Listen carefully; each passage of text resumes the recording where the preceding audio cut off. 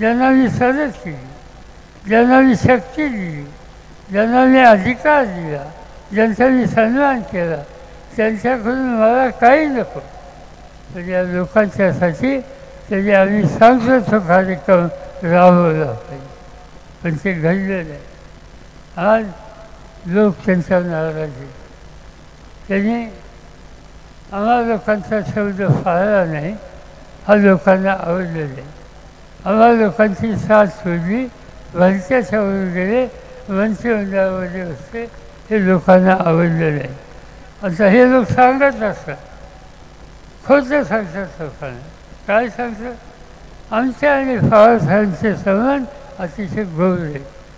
ही गोष्ट अजिबात केली म्हणजे ज्यांचे लोक असतात ते सांगतात, माझी बायको छान माझी बायको वर्षाचं एकदा भीमाशंकरच्या दर्शनाला येते. आणि पूर्वीच्या काळामध्ये दत्तू भातील होते त्यावेळेला ते तिच्यावर नेहमी जायचे. आता हा उद्योग ज्या दिवशी त्यांनी केला, आम्हा लोकांची साथ सोडली, चुकीच्या लोकांच्यावर गेली, त्याच्यानंतर माझी बायको फरवा भीमाशंकरला गेली. मला माहीत नव्हतं, आल्या मी चौकशी केली. तुम्ही जाऊन आलो म्हणजे हो, तुमची व्यवस्था नेहमीसारखी नाही म्हणजे नेहमीसारखी म्हणजे मला काही कळलं नाही. ज्यांनी तुम्हाला सोडलं त्यांच्या दारात आम्ही गेलो नाही, आम्ही डायरेक्ट भीमाशंकरच्या दारात, हेच त्यांनी सांगितलं. ते सांगतात, देवीर साहेब सांगतात, निवडणूक आल्या पवारसाहेबांची, माझ्याबद्दल काही बोललं नाही. काय बोलायचं यांच्याबद्दल?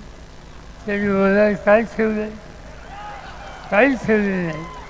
त्यांनी एकच गोष्ट ठेवली, त्यांनी गद्दारी केली. आणि जो गद्दारी करतो त्या गद्दारांना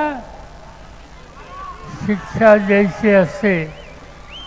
350 वर्षाच्या पूर्वी, 350 वर्षाच्या पूर्वी शिवछत्रपतींच्या नंतर संभाजीराजांची गणोजी शेठांनी गद्दारी केली, ती महाराष्ट्र विसरलेला नाही.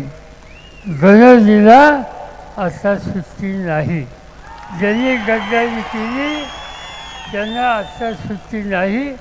आता एकच ठिकाण आहे, उद्याच्या तुमच्या मतदारसंघाच्या विधानसभेच्या निवडणुकीमध्ये माझा एकच शब्द तुम्हाला आहे की या निवडणुकीमध्ये वळसे भाषांना 100% पराभूत करा.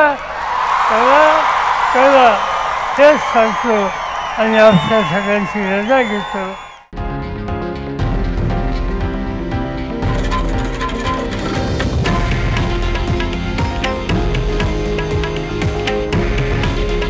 हे आहे देशातील नंबर 1 न्यूज नेटवर्क आणि आपण पाहत आहात TV9 मराठी.